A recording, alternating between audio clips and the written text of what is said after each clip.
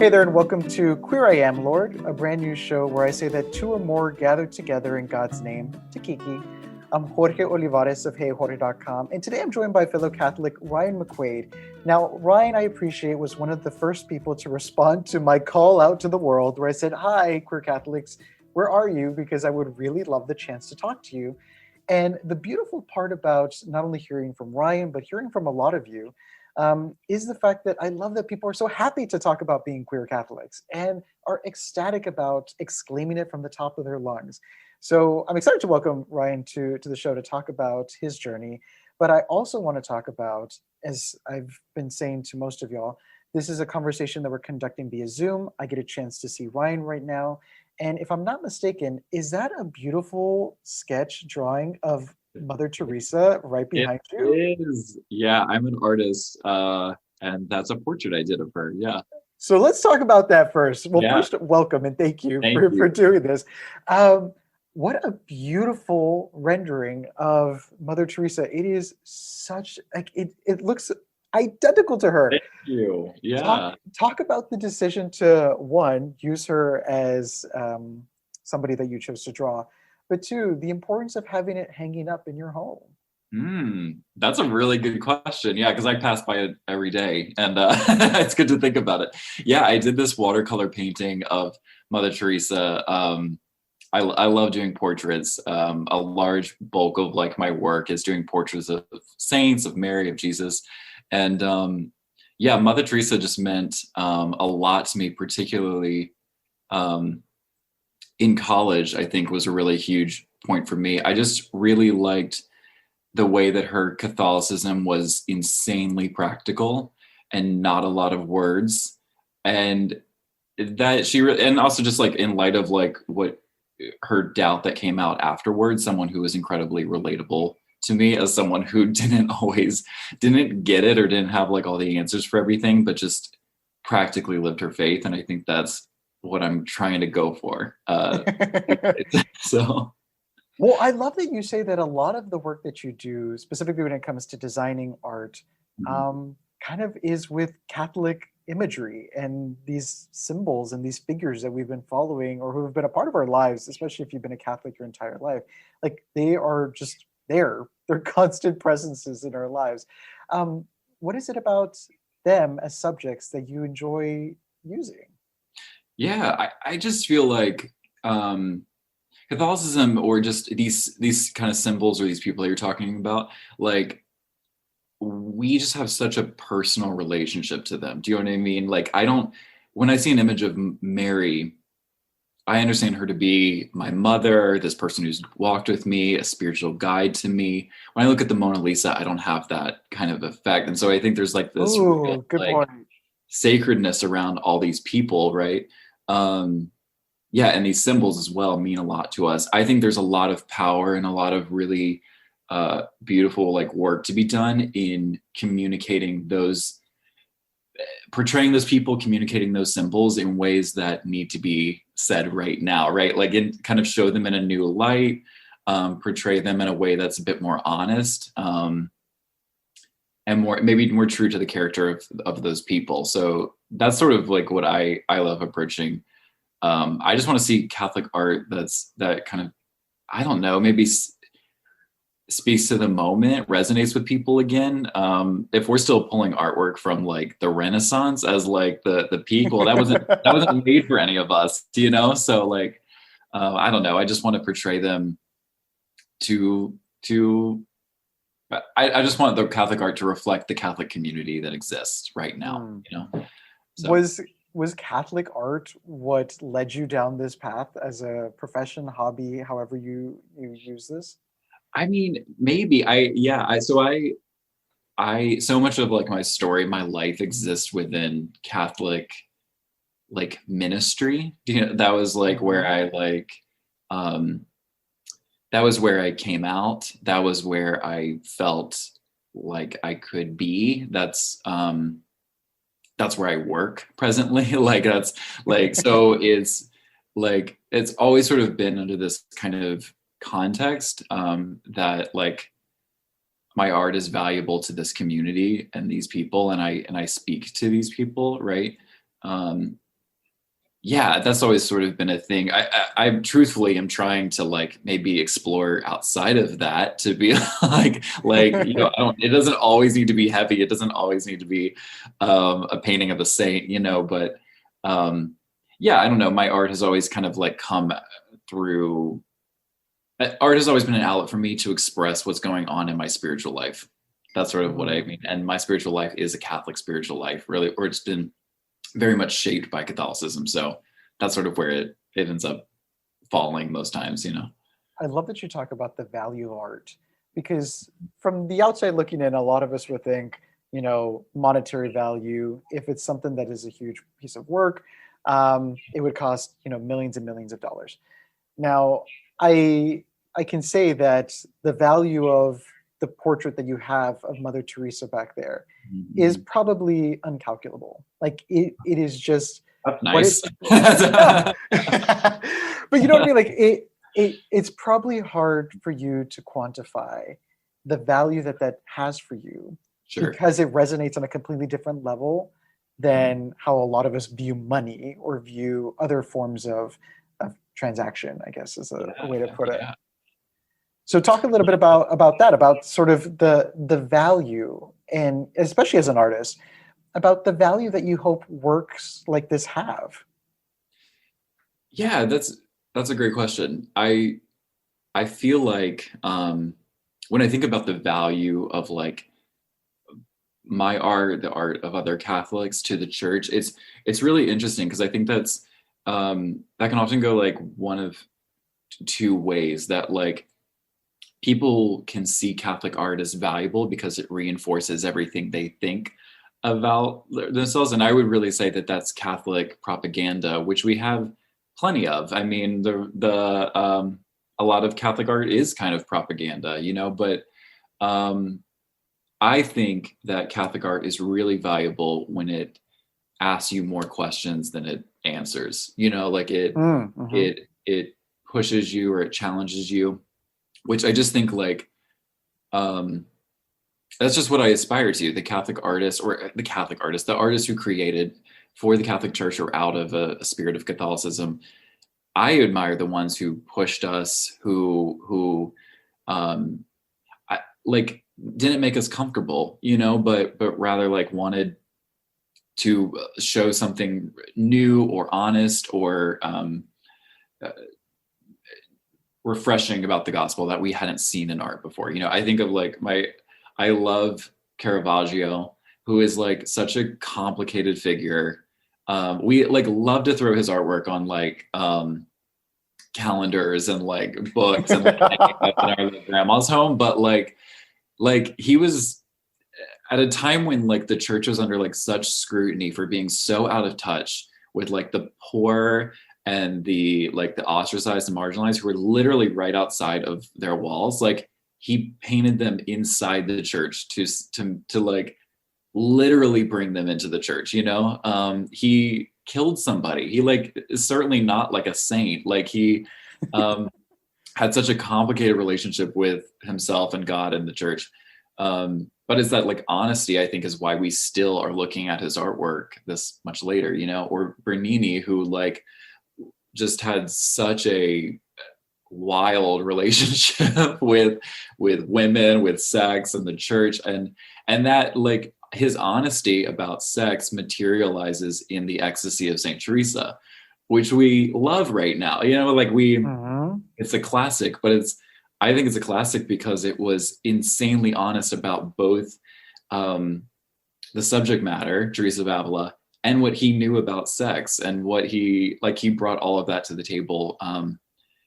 Yeah, I just think like that to me is what makes some of our work as Catholics like really valuable, is when we're able to bring the fullness of like our spiritual life and the fullness of who our own experience to the table, right? That's going to be, that I think is going to last so much longer than propaganda or something that kind of keeps things as they are, right? Or blesses things as they are, you know? I like that you say that about the distinction between the art and the propaganda, even though sometimes they can't coexist.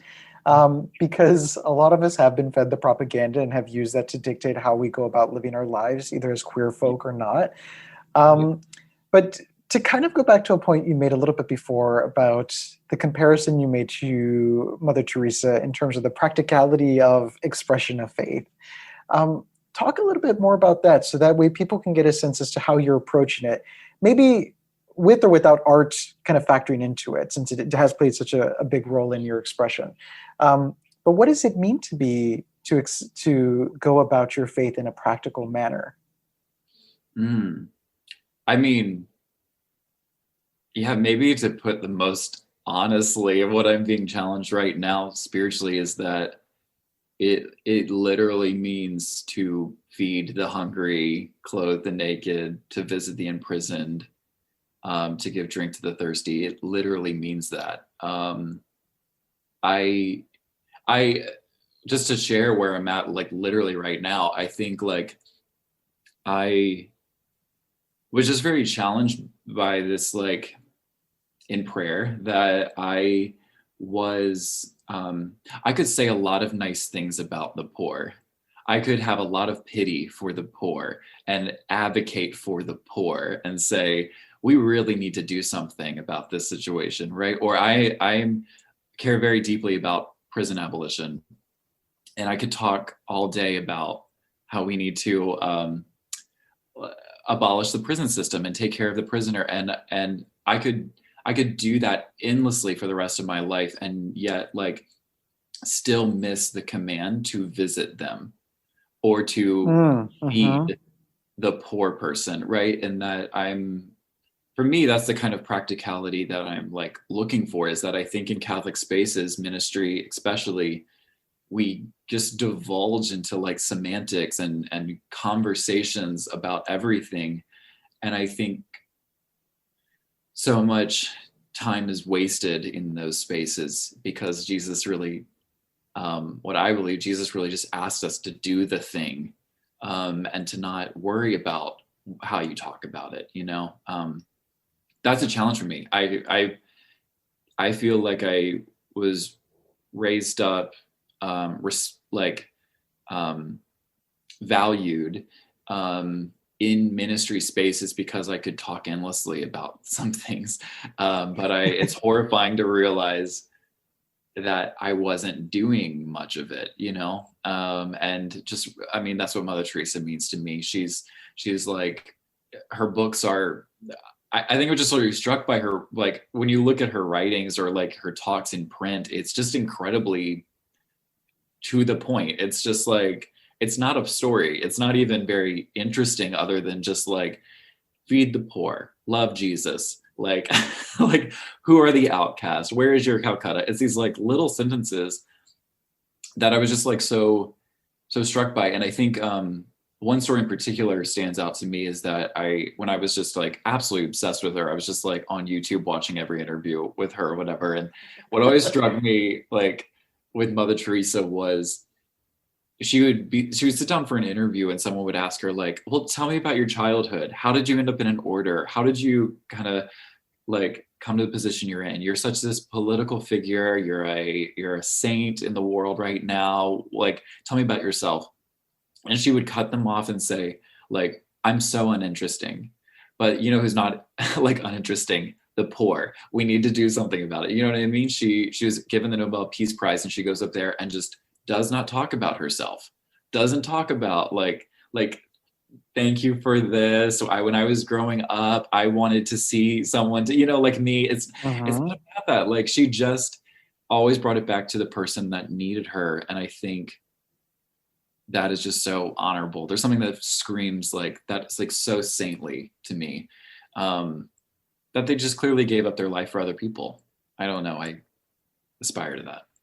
I think something can be said about, and this is me in no way trying to minimize anybody's experience, but it seems as though if we're talking about practicality and the ease in which one could understand Catholicism, like at the root of it all, it's love one another as I have loved you. Right. And one can just say, that is the message, that is the answer, that is the goal.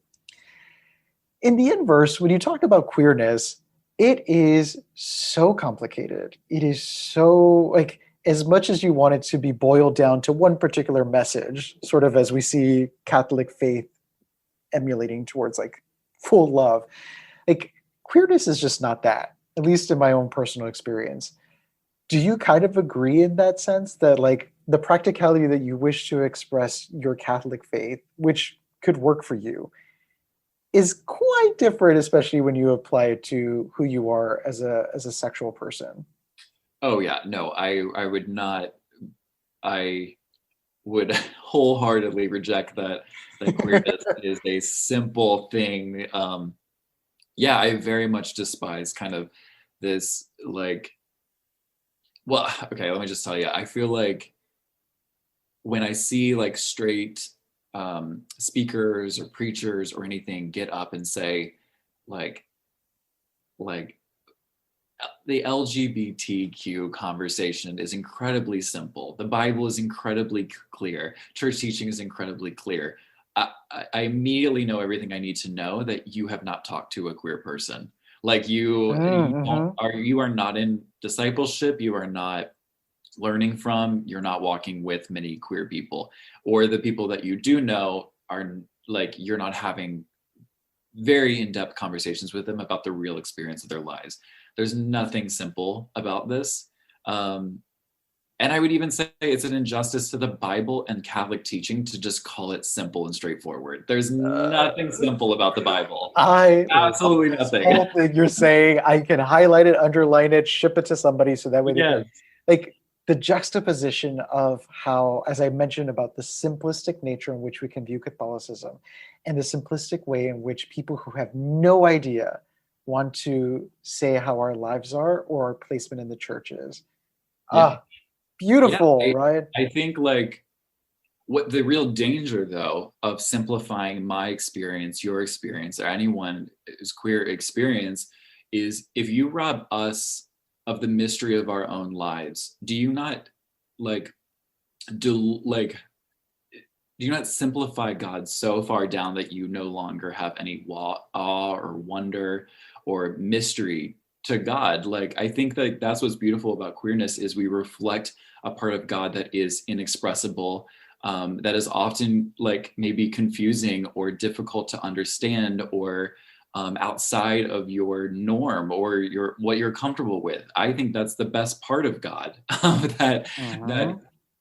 God remains a mystery to me, and it leaves me in endless wonder and awe of who God is, right? That's what's beautiful to me about God. And I see my own queerness as a reflection of that divine image. I think it's only like it's unfortunate to the person who can't see the mystery in me because I wonder if they can see any mystery left in God. Um, it's unfortunate. They are missing out. They're Mhm. missing out. If you feel like you have a handle on who God is, then I worry you don't know them at all. What do you say is the most mysterious part about God or your relationship with God? Hmm. I think to me, I've just been really fascinated by the fact that God is almost too slow, too quiet, too hidden, uh, and and yet I feel such an at times I feel so intimate with God. I think that's really fascinating to me. I don't know that The stealthness of the Lord, where you're like, I know yeah, you're here somewhere, yes, and I yeah, know you're going to reveal yourself to me in one particular way. And I feel you, I feel your presence, I feel your energy. I just don't know quite where. yes. Sometimes I feel like that is that's sometimes the most mysterious and like lovable thing, and I'm so fascinated by that. Other times that's incredibly painful. So like I know that I'm not like, wow, I love that God doesn't talk to me. You know what I mean? But I think Mhm. I don't know. I think there's something so fascinating there that that God remains a mystery to me, you know, that I remain a mystery to myself. I'm the alternative sounds boring and horrible, right? That like that everything that exists, I have a handle on, and I can control it. You know, I'm at least this morning, I'm happy to not have a handle on anything. You know. I love that. Would you say that the mystery of who you are, is that rooted in your queerness, or because you're so accepting and joyous of what that queerness means for you, that the mystery is about something else, or maybe about how that queerness interacts with something else? Yeah, I don't know like that I'd say it feels kind of tricky to answer that. Let me say why. Because I on one hand I would say it's rooted in my queerness. On the other hand, I wouldn't say that it's in like only rooted in my queerness. You know what I mean? I think I would probably say it's rooted in the fact that I'm made in the image of God, right? And a part of what makes me made in the image of God is being queer, you know? So I think, obviously there's like debates about that around semantics, but I very much see it as like, it's, there's many ways in which I reflect the mystery of God. And maybe the most prominent to me right now is queerness, because it is, seems to be a mystery to everyone else as well. So, Mhm. yeah. I feel like I should ask, because we've been talking a good portion about your art, about the calling that you have to be an artist. How would you draw God?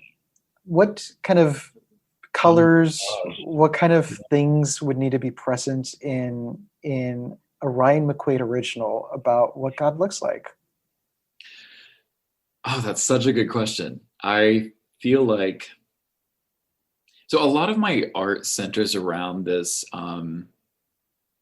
the concept of darkness, um, in that like most of my figures are pushed back into darkness, or there's elements that we're uncomfortable with that are often associated with like dark stuff. Um, for me, that's really the image of God in the painting, right? Or that's the presence of God in the painting. For me, I think we're unfortunately like I think we've taken this idea of darkness and anything that's scary to us, we've put it in a folder and we've put it to the side and said that's not good. But I mean, I'm grateful to be in Catholicism, because like you don't have to go far enough back to realize that's not true, and like that God is very much present in the darkness, in the questioning, in the doubting. Um, Not even necessarily as an answer to all of that, not as an answer or a solution or a remedy to the darkness, but rather as the experience of it, right? Like his presence is there. And so for me, when I'm painting these saints and they're like set against a night sky, they're hidden a bit in darkness, or you just see these symbols of like the moon, or things that even just feel dark to us or uncomfortable, like that to me is the presence of God like in the work. And that's maybe how I would draw God. I just recently put out a book with a friend of mine, Claire, of poetry, and I illustrated the whole thing of the Stations of the Cross. And for the illustration of Jesus dies on the cross, we just ended up going with it felt very, I'm sorry, I have to preface it, feels very like annoying artist, but I we ended up doing this because we had a conversation about it and we loved this. What this meant was the image of it is just a blank black page for Jesus dies on the cross. The poem is absent, there's only blank pages. And I think like we did that just because she found herself at a loss for words to what to say about Jesus, God dying, and I felt that the truest representation of God dying was just utter darkness. That what can you see about it? Do you know, what does it really mean? And I think that might sound depressing to some people, like that when I think of God, I just see maybe darkness. But I think there's a lot of mystery to darkness. I think there's a lot to be found in darkness. There's a lot, there's just way more interesting. Like, like I maybe God Evening needed to come before morning could follow. So exactly. And for me right now, it's if God is present in the darkness, I don't even know that I need that quote unquote morning to follow. I just need to ooh, be here. I need to get into it. For a while, I think myself and I see it in Catholic spaces, we run from the darkness, we run from our doubting and questioning, we run from the things that make us uncomfortable, and we prefer to stay in the very small space that is well lit. But there is so much beyond our understanding if we're willing to go into the places where we can't see very clearly. For me, that's God is showing me that they are so much greater than this very small, well lit section that I am comfortable with. And for me, that visually looks like darkness. Yeah, that's where I'm laying on that. I want to ask you something that I hope you don't mind because it could be quite personal. But there's something I really enjoy about talking to queer people about their tattoos, because Yeah. I feel like a lot of queer people I know all have tattoos, except for myself, which is a story in and of itself. But for people, I did mention that we were having this conversation via Zoom, so I can see you and I can see your body, and you have a very large sleeve tattoo, if I'm not mistaken. I do. Yeah. How much of whatever either tattoos you have on your arm or elsewhere, how much of it is religious in nature? All of it is religious in nature, I guess. Well, Interesting. maybe. Yeah. Can I give you the tour? Can I Yes. do the tour of my arm? So I first got a portrait of Mary on my shoulder. And did That's you her. design each of these? I did not. I went to an artist that I really admired, who kind of interpreted all of this for me. So I have Mary, who is dressed like a queen, and there's roses all around her, flowers, and she's holding in her hand, gripping the knife that pierced her heart. For me, like Our Lady of Sorrows just means a lot to me, and I like the idea of her not being pierced by it, but rather gripping it and holding on to it, just in a way that felt familiar, like Jesus embracing his cross, right? Like taking hold of it. For me, that means a lot to my experience of being queer, is being like feeling pierced through the heart by this, and taking it out and holding it. Yeah, as something to be proud of, or something that I've gone through. I have St. Francis on my forearm, who is contemplating his death. Who is another saint who was incredibly practical, like Mother Teresa. He stopped talking at some point and just started doing the thing he was told to do. I have a skull on me. That's maybe the least religious. A lot of people, I love Memento Mori, but I also just love drawing skulls. It's just fun and how I zone out. And I just recently got a big raven on my inner arm, and that one to me was maybe we're talking about darkness. Maybe the most indicative of this time I'm in right now is I love that this raven in the Old Testament was very much a symbol of like a bad omen, things to come, a need for repentance and penance, and was kind of this like warning to people of prepare for your death, repent and give up things, and maybe a sign of darkness coming, right? Quote unquote darkness coming. But when we move into the teachings of Jesus, I love that he uses the raven. He says, when he's talking about the things of this world, he says, consider the ravens, how they neither toil or right, they neither like build up things for themselves, like but they're always provided. And I think I just love that, because we typically, like, when we visualize that story, we think of sparrow, think of these sweet like birds, think of a sparrow. That's true. Yeah, okay. In other passages, like it is, but I believe it's in, I might be mistaken, but I think it might be in Luke. He says, consider the ravens. And to me, that just means a lot to me, as like consider the things you're not comfortable with, consider repenting, consider penance, consider the darkness that you're often afraid of. Like what he's basically saying there, or I just feel it resonated for me, what he was saying there was, consider the dark things, consider the things that are really difficult, and look to them. They will hopefully allow you to let go of the things you're worried about, and I feel like that for me, like the darkness, this mystery I'm talking about, it might seem scary, but I think it does lead you to a place where you say, oh, I don't have control of anything. I can truly like let go and depend on the divine. I can let go of needing to have an answer. I can let go of needing to be right about everything. I can let go of this need to control the narrative. Like I can just I can let go. And that can look scary, like he's acknowledging the raven. Mm-hmm. It looks scary when it's coming, but hopefully I think it leads you to a point where you truly, truly depend on God. Not the God you've made up in your head who makes you feel comfortable, but the real presence of God. So To literally let go and let God. And just let there it you be go. what it's going to be. Could have just got that tattooed on me. Yeah. Well, thank you for indulging me in sharing that, and also Yeah. for sharing your story. I want you, if you feel so called to share your social media handles with everybody so that way they can follow you, and also how to get that book that you talked about. Yeah, so my social media handles are Ryan MCQ, Ryan McQuade. Yeah, I'm on Twitter. All my art is on Instagram. And if you want to get anything, I run a shop. I'm selling my book right now. You can go to ryanmcq.com and all the stuff's there. Wonderful. Well, Ryan, this not only has been this a lot of fun, but I want to end by saying peace be with you. Thank you. Peace be with you.